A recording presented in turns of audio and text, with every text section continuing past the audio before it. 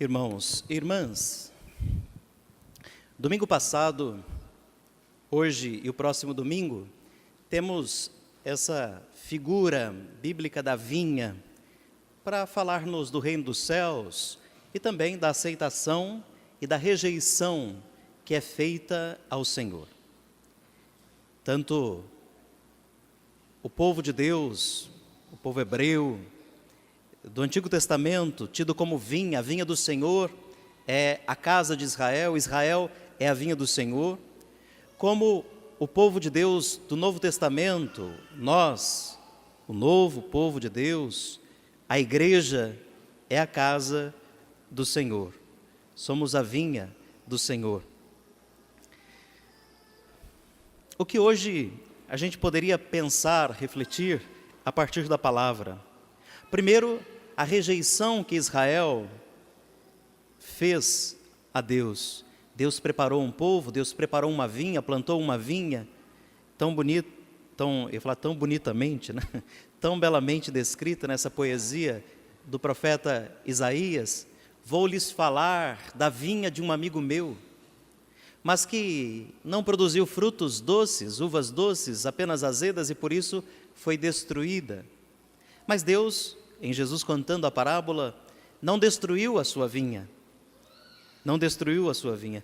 Castigou os que cuidavam da vinha, mas não destruiu a vinha. Entregou a vinha para outra nação. Ou seja, se Israel não quer, tem quem queira. E os povos pagãos foram aqueles que acolheram a palavra, que acolheram a salvação, os outros povos. Assim, de pronto, poderíamos dizer que essa parábola que ouvimos hoje conta a história da salvação. Deus mandou os seus profetas, juízes, à procura dos frutos em meio ao seu povo e só encontrou frutos azedos de injustiça, de infidelidade. E Deus depois mandou o seu filho. Quando chegou a plenitude dos tempos, Deus mandou o seu filho, nascido de mulher, submetido à lei, não para condenar, mas para salvar o mundo. E também o filho eles mataram. Ele veio à procura das uvas doces, dos frutos doces, e encontraram também uvas azedas, comportamentos discordantes daquilo que o Senhor esperava. Podíamos então pensar que hoje, como igreja, como essa casa do Senhor, como essa vinha do Senhor, se estamos ou não produzindo frutos doces, se estamos ou não correspondendo ao que Deus semeou em nós. São Paulo, escrevendo aos Filipenses, diz aquilo que a gente deveria se ocupar, ou daquilo com que deveríamos nos ocupar. Deveríamos nos ocupar para produzir frutos doces, segundo São Paulo aos Filipenses. Contudo, aquilo que é verdadeiro, respeitável, justo, puro, amável, honroso, tudo aquilo que é virtude ou de qualquer outro modo mereça louvor. Não é porque os outros fazem aquilo que está na moda e é distinto do que o Senhor pede, que nós devamos seguir as modas, os costumes novos, mas continuar sendo firmes, fiéis ao Senhor. Afinal, que ramo que vai produzir fruto se não for aquele que estiver unido ao tronco? Um ramo seco é cortado, é jogado no fogo, não serve para nada. Só vai produzir frutos aquele ramo que estiver unido ao tronco. Cristo é a videira, nós somos os ramos, os sarmentos. E só vamos produzir esses frutos doces se estivermos unidos ao Senhor. Unidos na oração, nos sacramentos, na prática de boas obras, na vivência da justiça. Senão não vamos produzir frutos doces. E quando o Senhor vier pedir contas, o que Ele fará conosco? Qual será a nossa sorte? Está lá na própria palavra, como será o julgamento? Agora, habitantes de Jerusalém, cidadãos de Judá, julgai a minha situação e de minha vinha. Se vemos injustiça entre nós, o que faremos? Seremos injustos para corrigir a injustiça? Ou seremos justos com o justo, que entregou a sua vida para mostrar que existe uma justiça acima dessa humana percepção nem sempre justa? Podíamos também falar hoje sobre gratidão e ingratidão. A gratidão e a ingratidão. Uma pessoa grata é uma pessoa que tem um olhar amoroso sobre tudo, que tem um coração livre. Só as pessoas de coração livre são capazes de agradecer.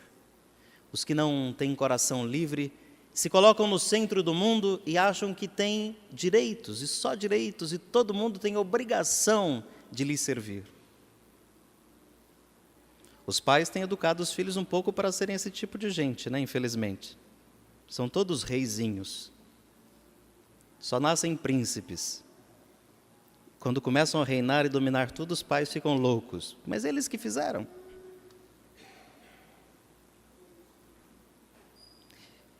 Se já passou, já estão grandes, não fiquem com culpa agora, porque não dá mais, né?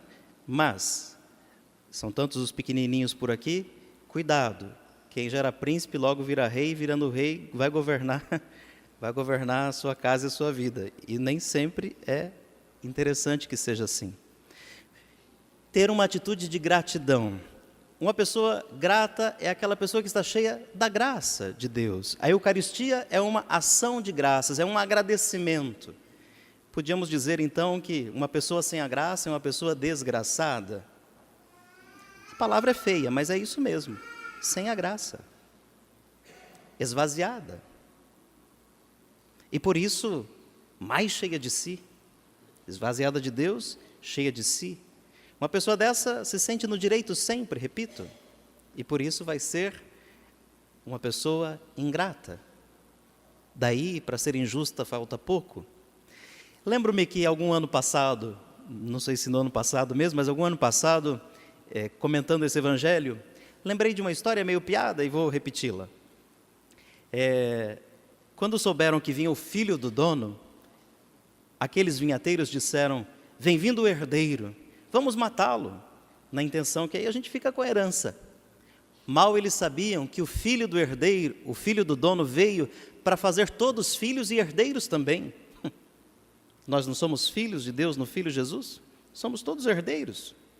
Mas eles eram cheios de si, cheios de um desejo desmesurado.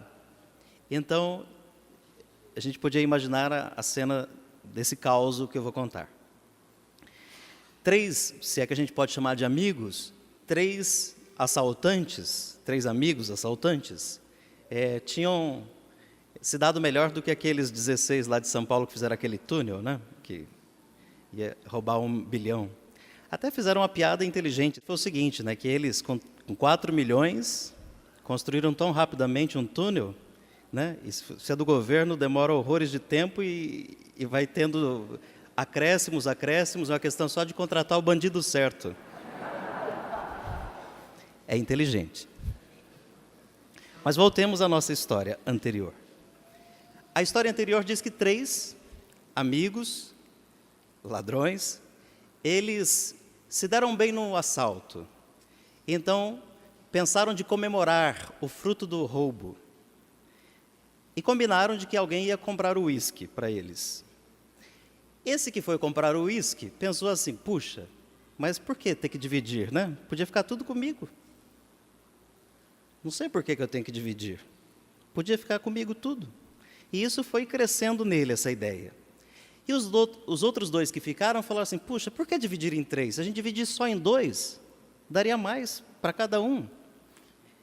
Aí eles armaram que quando o outro chegasse, iriam matá-lo e dividiriam o fruto do roubo só entre os 2. Mas o outro queria ficar com tudo para ele. E então ele fez o seguinte: pôs veneno no uísque.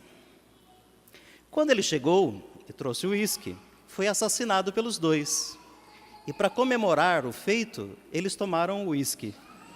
Morreram os 3. Aquela história de que o sabido, o esperto, morre pela própria esperteza, né? É um pouco isso. Aquilo que nos faz cegos nos mata.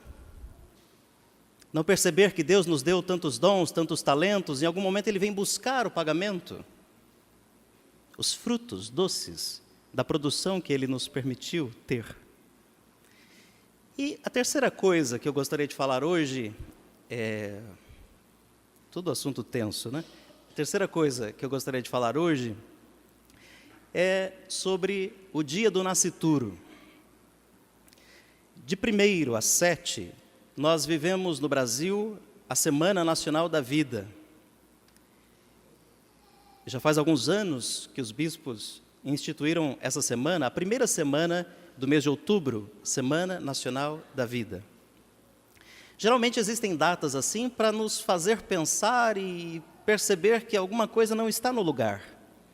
Que aquilo está no lugar, a gente celebra e fica por isso, sem muitas reflexões. Mas é sinal de que a vida anda um pouco combatida. A vida anda um pouco desvalida. A vida anda sendo objeto também de desmesuras humanas daqueles que pretendem um pouco ser Deus, em todos os seus pontos. E o dia 8 de outubro é o dia do nascituro. Nascituro é aquele que não nasceu ainda. A igreja acredita, e aqueles que formam a igreja devem acreditar com ela, que a vida começa na concepção. A vida começa na concepção. E a vida deve ser respeitada, promovida, defendida, desde a concepção até a sua morte, o seu declínio natural. Então, nesse espaço, o que não faltam são problemas. E com as novas pesquisas científicas, com a engenharia genética, etc., vão surgindo cada dia mais dificuldades. Mas eu não vou longe não, embora eu saiba que aqui tem bastante gente, talvez mais competente que eu, para falar sobre, e poderíamos aqui conversar em altíssimo nível. Eu gostaria apenas de mostrar o que a igreja nos ensina e o que a igreja pensa. Por exemplo, sobre o aborto. Há muita militância contra a vida, muita militância. E há grandes, poderosas instituições internacionais que patrocinam poderosamente políticas contra a vida. Muitas. Um dos assuntos que saíram por aí por conta do novo presidente dos Estados Unidos, Donald Trump, é que ele ia cortar verbas de algumas instituições que patrocinam o aborto. E a gritaria contra o homem é das maiores que tem, e não é só porque ele é meio louco, não. É porque mexeu com outros interesses.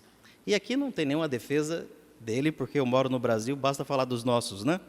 Mas só para dizer que existem instituições poderosíssimas, só não são Deus, mas financeiramente que patrocinam. E daí vai colocando ideias simples, mas distantes do Evangelho e que vão nos conquistando. Por exemplo, se for possível, ninguém conclua nada antes de eu terminar, certo? Se for possível. Por exemplo, as ideias feministas de que a mulher ela tem direito sobre o seu corpo. Isso não vamos entrar no assunto. A frasezinha simples é qual? Meu corpo, minhas regras. Não é essa? Um refrão? Ok. Meu corpo, minhas regras. A mulher engravida, mas não quer. Porque vai estragar o seu corpo, porque vai estragar a sua vida, vai estragar os seus planos, porque vai lhe fazer um pouco mais pobre. Tem 1000 coisas. Estou falando das mais bobinhas, né? Tem 1000 coisas. Aí o que acontece? Tenho direito sobre o meu corpo. Daí cria-se uma briga entre a gestante e a criança. Eles não tinham por que brigar, né? Um foi feito inimigo do outro. Vejam, um passo atrás. Quem aqui é pai e mãe, levante a mão. É com você que eu estou falando. E com os que vão ser também, né? É com você. Vejam, o pai e a mãe ajudam Deus a transmitir a vida. Vocês enxergam assim ou não? Vocês, pais e mães, são instrumentos de Deus. Vocês propiciam que a vida permaneça, aconteça. Se vocês têm um filho e esse adoece, o que vocês podem fazer e devem fazer? Cuidar dele, levar ao hospital, ao médico, tratá-lo, para que ele cure. Se esse filho, seu filho, que você ama tanto, que você sente posse sua, morrer, o que é que você pode fazer a não ser enterrá-lo?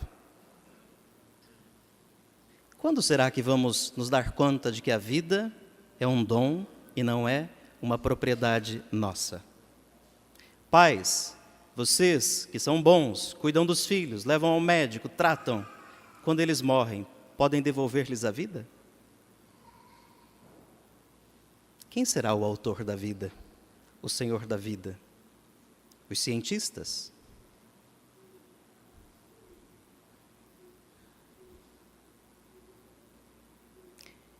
Perdoe-me se estou jogando sujo, né? Baixo demais. Um argumento muito simples.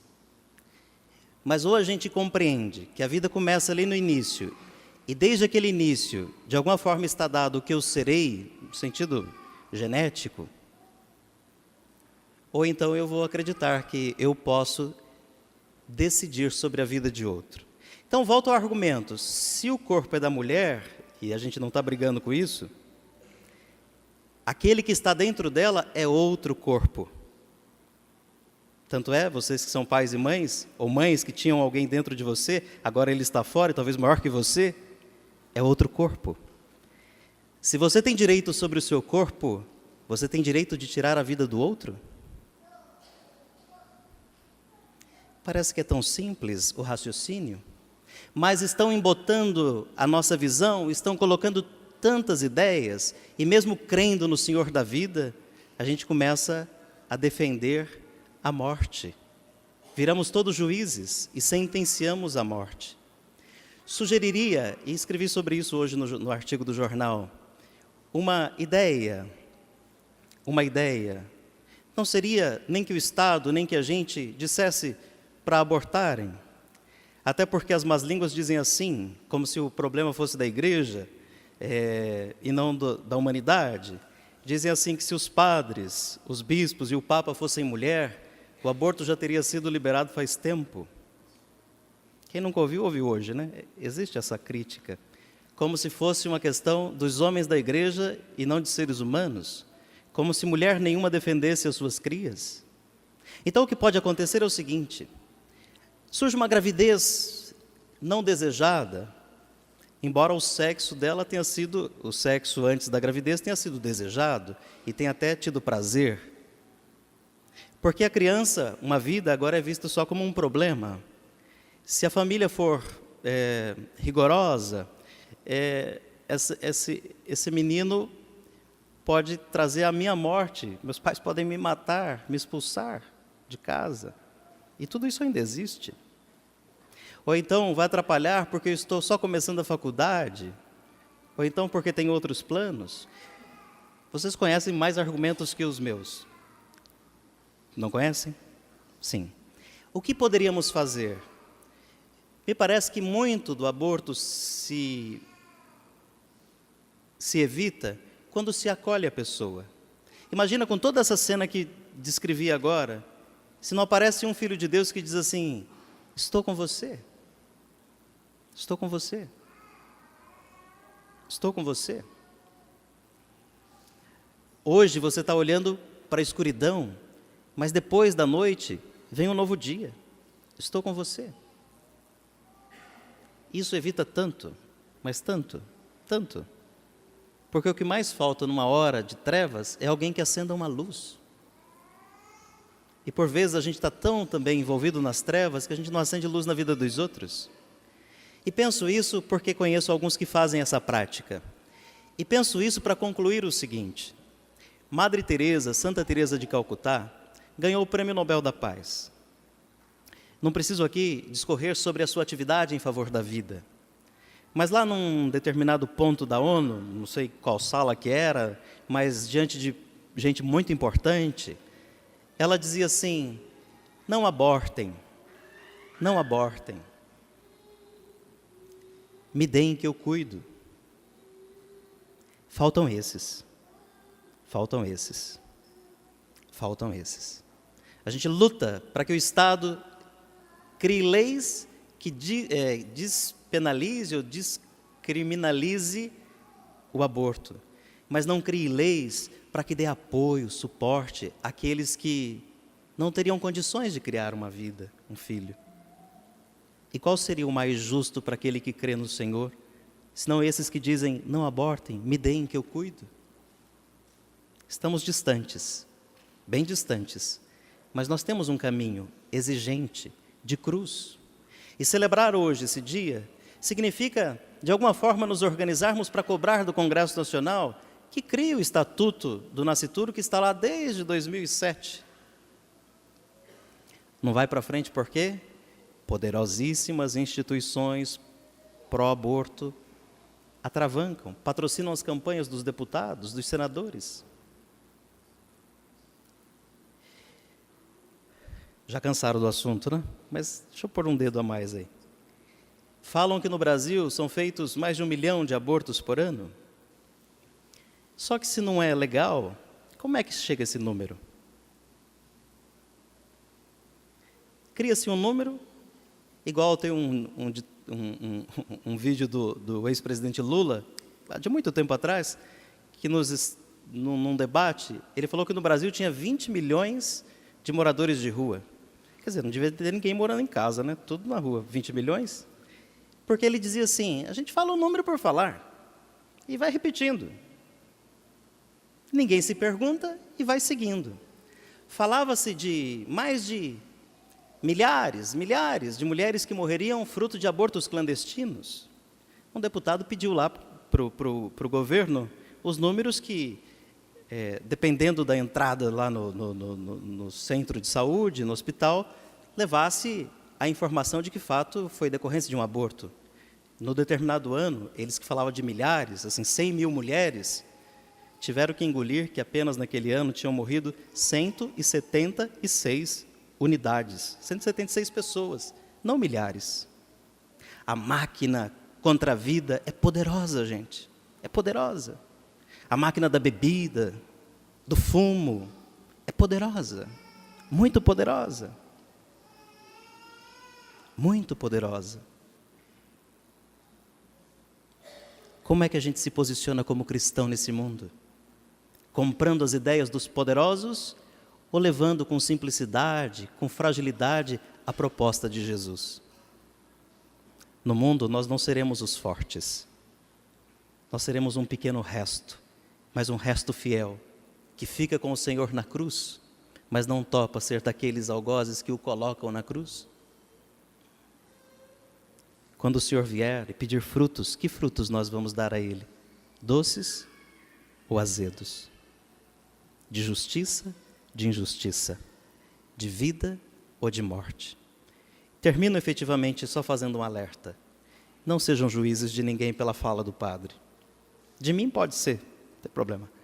Mas não julguem ninguém, quem fez, não fez por isso ou por aquilo. Nós, como comunidade, como cristãos, como cidadãos, como profissionais, precisamos usar das potências que temos para difundir a cultura da vida. Não se mata apenas com um revólver na mão. Esse até que é mais fácil combater, né? Embora tenha um número muito grande. É preciso que a gente tenha antes um valor pela vida, para defendê-la intransigentemente em todas as circunstâncias. Que o Senhor da vida nos ajude. Afinal de contas, o tema desse ano era bendito fruto do teu ventre. E todos nós, um dia, fomos benditos frutos do ventre de nossa mãe. E todas as crianças gestadas são benditos frutos. Defendamos esses frutos benditos, frutos da graça de Deus e do encontro do homem com a mulher. Louvado seja nosso Senhor Jesus Cristo.